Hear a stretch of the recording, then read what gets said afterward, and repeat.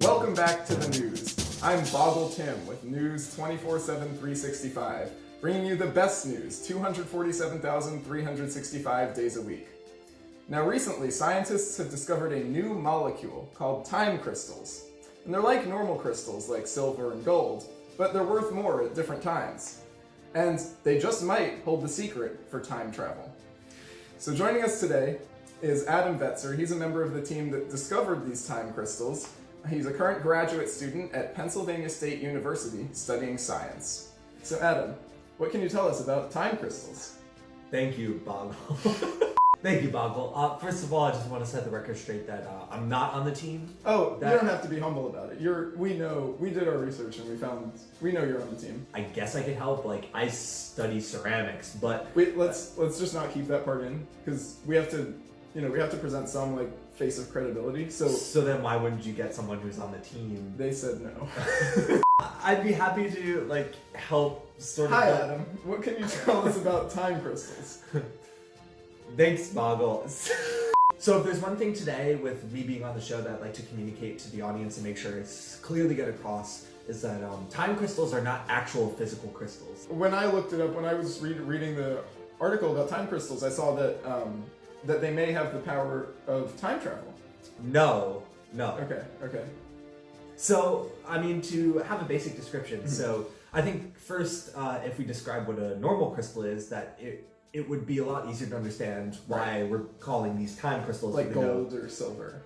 Sure, yeah. These are materials that are periodically arranged in lattices. Okay. So, here's the idea. We have these, a basis, what's called. A basis could be an atom, or it could be a set of atoms, which is called a molecule. And then, basically, these bases are periodically repeated, so regularly repeated intervals. I understand that these crystals may unlock the potential of time travel, and I want to hear more about that from you. So, that's not true. Well, it certainly seems true. Why would you say that, Boggle? Well, you see, I did do my research prior to this interview. That's very interesting. That's some interesting and information. I read that it may have the potential. Where did you read that? I read that in an article. Which article? It was an article by a man named Toggle Bim, and he was very trustworthy. Did you come up with that one? He wrote the article on his own. I like that you had to look off and really think about how to switch those two letters there. It was a trustworthy source about time crystals, because so time crystals are a recent discovery by scientists like Adam, who his team actually put them together for the first time. And so one other thing that I read is that they may be worth more at different times. So time crystals may decrease in value over time, or they may increase in value over time. I need you to understand, normal metals are worth different. Normal metals are worth different values at different times. You understand that, right? To an economic upturn for our nation. Sure. Okay. So, to the viewers at home, time crystals are not physical objects. The basic idea is, if we think about a normal crystal, right? I mentioned it before. It's a periodic arrangement on a lattice. The reason we call these crystals is a lattice. Now, for the viewers at home, just to clarify, is a lattice like a ladder, or what is that? What exactly is a lattice? A lattice you could think of almost like. Is it like Aladdin, or? Do you understand that words that sound similar don't necessarily mean the same thing? Yes. For example, Boggle Tim and Toggle Bim are completely separate people. That is very clear to me. I don't mean to be antagonistic, Boggle. I apologize. News. Sometimes the news can get heated, but we have to make sure we're getting the truth across to our viewers. So, can you please describe? I've asked you a million times now. Can you please explain what a lattice is? Yeah. So a lattice just means. Now, if this is what scientists are, I'm not sure if we should trust them.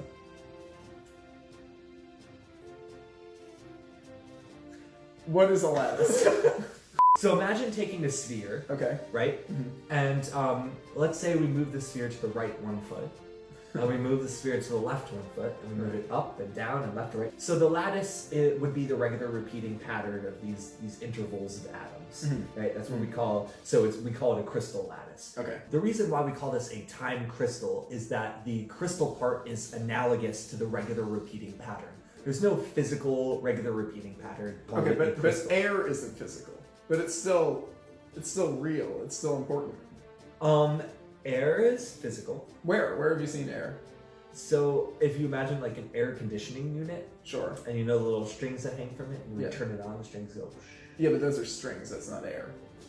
Okay, This is- you can see. All I'm trying to get at is that just because something isn't physical doesn't mean it's not important to study. Sure. Just like air. If we didn't study air, we might face a lot of very impractical situations in life. Anyway, we're going to cut to a quick commercial break, and we'll be back with Adam right after this. Hey, can I get a hit of that? Yeah, sure. Anchor dongles. And we're back. I'm Boggle Kim with News 24/7, 365, bringing you the best news 247,365 days a week. We're here with Adam Vetzer, What if it's a one leap of the year? members of the team that discovered time crystals at Pennsylvania State University. Now, Adam, you were in the middle of telling us about time crystals. Sure. So, do you mind explaining a little more about their value over time? And Sure. how maybe a keen viewer out there might be able to invest in time crystals to turn a little bit of a profit. So, time crystals have very important applications to quantum computing. So currently, the way a computer works is you have a 1, you have a 0. Those are options. So I mean, I have a Windows computer. the way that a computer communicates information is it has a bit of information, Okay. and that bit can either be a 1 or a 0. A one And or a strings of 1s and 0s. You don't see this on a computer. It's just how computers communicates their language. Right, because when I look at my computer, I see a lot of things. I see Google. I see lots of websites on my computer. Sure. So, sort of imagine like the background of that website is the way that the computer is communicating is in 1s and 0s. And this idea with quantum computing is that maybe we The background can of have, Google on my computer is just white. we can have Is that, numbers is- that. now I don't know if you viewers at have home use superpositions. Google, but it's a white So, a background. That's superposition not would allow is you that to a have 1 or a multiple 0? bits of Adam, information. Adam, Yes. is that a 1 or a 0, or is that a white background? So, data. We're getting out of my area of expertise, so Okay, I'm not okay. going to comment on it. You're a science major, right? So what you're telling us is, if our viewers invest in Windows 10, they may be able to turn a profit through time crystals, is what I'm hearing. Now, of course, I'm never going to advocate for specific companies to be invested in, and there are inherent risks with investments. But I would say, Unless you invest in Windows 10, and that's it's a a safe, a very idea safe. to do your research into which sort of companies are investing in quantum computing technologies. You believe in the technology, and that's an area you can potentially invest. Now, what exactly is quantum? Quantum means small. So why don't they call it small computing? Why would we want to invest in small computing when I would much rather have a big computer?